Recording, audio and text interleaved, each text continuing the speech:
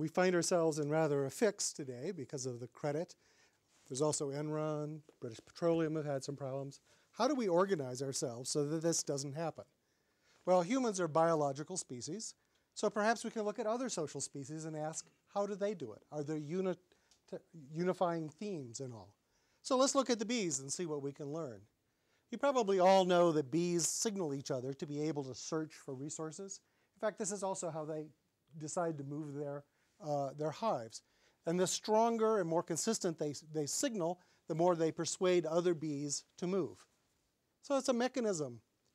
Like bees, however, humans have this also. Things we developed before we developed language. Our signals are also similar. When you're interested in something, you become more active. Think of a 3-year-old bouncing around. When you're expert at something, you're very good at your delivery. Think of Tiger Woods in the golf club. We also use signals to build trust, empathy, attention. These things are unconscious. We're not aware of them, but they're enormously effective. In experiments, they're about as effective as the verbal things we are conscious of. Give you an example.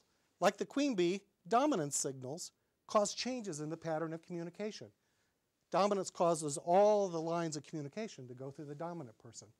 As a leader, also as a connector. Obviously, that changes things. It changes things actually in most parts of our life. For instance, we looked at salary negotiation. These unconscious signals are more powerful than almost anything else studied.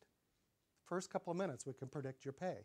The one I like best is this, real business plans. We can rate the business plans almost as well as people can without listening to the content.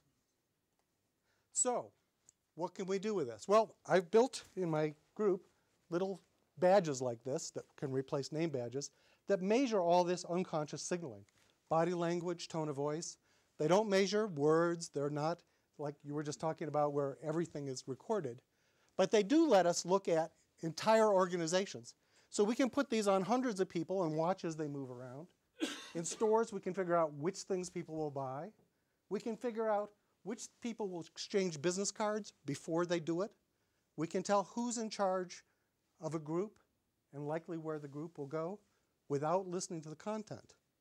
If we combine this with email and all the other sort of linguistic content, you can get a full picture of organization. This is a German bank for an entire month. Each frame is 1 day. The blue is the email. The red is the face-to-face, this unconscious signaling. And what we find when we look at this is we can predict which groups are well managed. We can identify the creative groups. We can identify who is overloaded, who is making mistakes. And the patterns we see are very similar to the patterns that we see in the bees. They seem to be something that evolution drives us towards for deeper reasons. So, what are these patterns? Well, the main thing is an oscillation between discovery, go out and find the honey, and integration, where was it, making everybody else get on the same page. When we looked at one organization, we found that this discovery phase could increase productivity by 7%. The thing of wikis and email and things like that, so we focus on that. But it was the face-to-face connected support groups that were by far the more dramatic improvement in productivity, something that has been pushed off the management table by our focus on electronic communication aids. Much bigger. What do these do? They give you a feel for what's going on. It's the tacit knowledge. It's your intuition for what happens. The same we found for creative productivity. This pattern of oscillation between discovery and face-to-face integration, tacit knowledge, signaling, could be accounting for up to 40% of the variation in subjective creative output. That's huge. Interestingly, the same is true on a national scale. This is data from all of the UK. Groups that had healthy patterns of variation had good outcomes in terms of health, infant mortality, income. Groups that didn't were bad.